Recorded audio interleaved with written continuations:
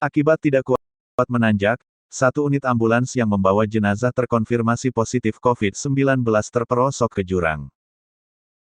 Peristiwa tersebut terjadi di Tanjakan Kapten, Desa Mekarjaya, Kecamatan Bumbulang, Kabupaten Garut, Jawa Barat, Senin sore, tanggal 9 Agustus tahun 2021.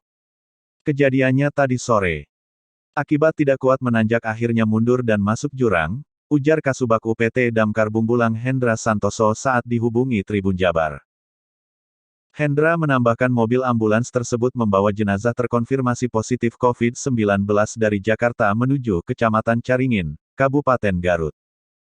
Mobilnya dari Jakarta tujuan Caringin dengan muatan satu jenazah terkonfirmasi positif COVID-19, ungkapnya.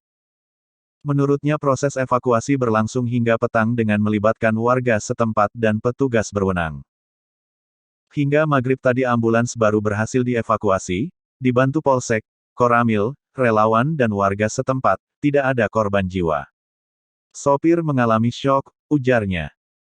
Hendra mengimbau masyarakat yang melewati Tanjakan Kapten di Kecamatan Bumbulang agar senantiasa berhati-hati karena daerah tersebut rawan kecelakaan.